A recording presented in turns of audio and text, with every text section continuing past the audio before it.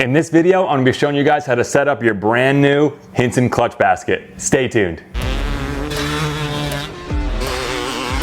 What's going on, guys? Greg Hitchko here. The reason why you need to set up your Hinson basket is because the stock unit actually still has the primary drive gear on it, and you need to take the primary drive gear and install it onto the Hinson basket. Now what you need to do, the stock retainer plate is riveted on here where the Hinson basket screws on. So we're going to go through the process of stripping those rivets out and transferring the primary drive gear over to the Hinson basket, making sure it's ready to go for the reinstall.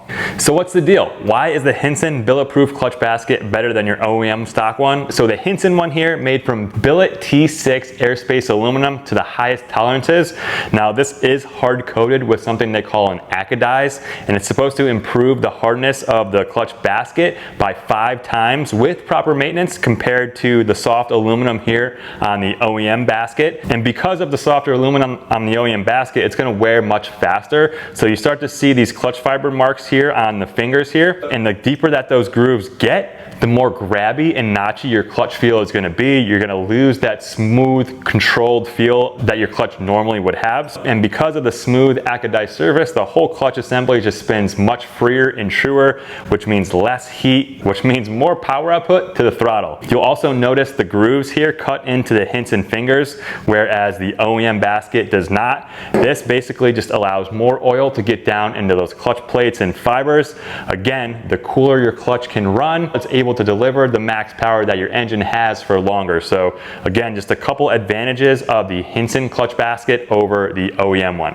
So a few of the tools that you're going to need to get the job done today is going to be a drill with a 3/8 drill bit, or a grinder, die grinder, or some type of Dremel where you can grind or drill out the rivets on the OEM clutch basket to remove the retainer plate. You'll need a punch if you decide to go with the drill route, and you also need a punch for the end of the video as well, a mallet. You will need some red 272 Permatex or Loctite. Now 272 is important because it's the high temp stuff.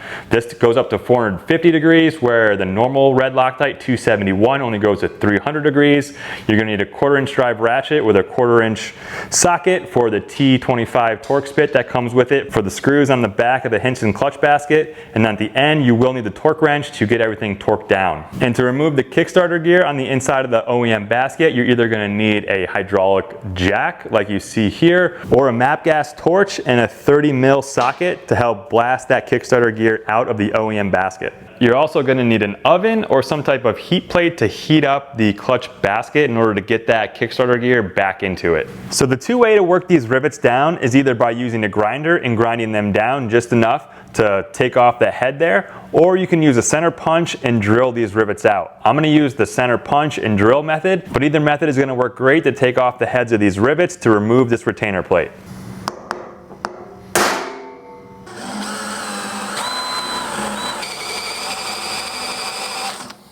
So I drilled that one out. I'll demonstrate with the Dremel as well. You can use a die grinder or whatever grinder you can use to grind down those rivets.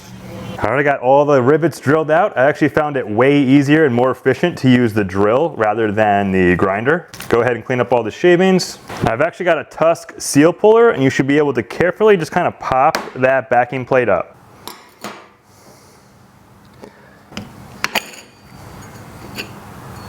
Now you can remove the primary drive gear. Now with a screwdriver, just be super careful, and you can kind of just pry that gear up off of the old clutch basket to lift that up evenly, and then that should pop right off. And you can see that a couple of the cushions came up with it as well. You'll put those cushions to the side. You can go ahead and get these cushions cleaned up with some Maxima contact cleaner if they are damaged or smashed in any way. Hinson does offer replacement cushions, so I'll leave those linked in my description below. So next up, you need to press the Kickstarter gear out of the old basket here. Now I've got a 30 mil socket that's going to fit on the inner race of that gear perfectly. If you guys do have a shop press, that is going to be your best bet, like I have here, but most of us aren't going to have a shop press. So what I'm going to do is, I've got a dirt bike stand, which is a perfect holder for the basket here. Use some heat to heat up around that gear, and then use the 30 mil socket and hit that gear out of the clutch basket. Now it's going to take a bit of heat to get that thing to move, but you see how it's dropped down just a little bit.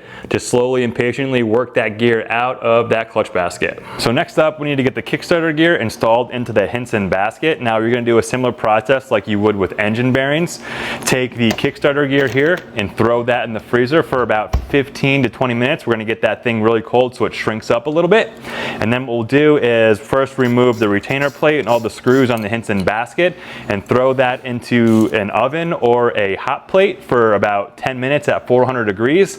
That will create just enough heat difference to expand the billet aluminum Hinson basket to be able to slide that Kickstarter gear back into the basket. So once the time is up, I suggest grabbing the clutch basket out of the oven or hot plate first, because that's going to take a lot longer to cool down than the Kickstarter gear is going to take to warm up. Run and go get your Kickstarter gear, and then that should slide right into the clutch basket. Just like that. And then I wouldn't touch it until this thing completely cools down to continue to the next step. Okay, so now everything has completely cooled down. What we need to do next is install the cushions on the back of the clutch basket here. Now, I'm gonna use a little bit of Maxima MTL 80 weight oil here. Doesn't really matter, but you just wanna get a little bit of lubrication on the cushions so they're a little bit easier to install. Try not to get any oil into the bolt holes because it's gonna help the red Loctite stick better. But if not, no worries, you can just take some contact cleaner and clean those up when you're all done. Now the primary drive gear actually has two sides. It has a flat side and then it has a ridge side on the back here or the bottom. You want to make sure you install the flat side facing up, and then you'll just work the gear onto the basket and the cushions, make sure everything lines up, and that should pop right on there.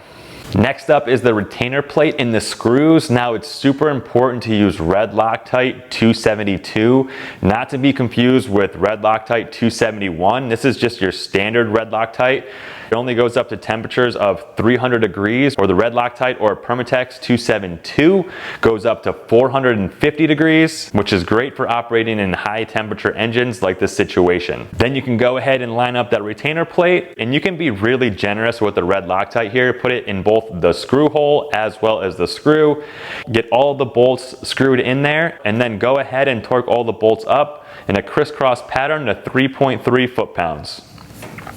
Then the final thing you want to do is flip the basket over and take that punch and hammer and just peen those screws on the inside, and then I peen them on both sides of the screw just to be extra safe. All right guys, there you have it. That's going to be a wrap on the setup of your new Hinson clutch basket. Now for the Kawasaki 92 to 2005, this basket will fit. And if you found some value in today's video and like what I talked about, if you click through my Rocky Mountain link in my description below, it helps support the channel, so I always appreciate when you guys do that. And then make sure to stay tuned for the 1999 KX250 split fire engine rebuild, as well as the rest of that build series on my channel. So as always guys, ride hard, be safe, and we'll see you in the next video. Peace.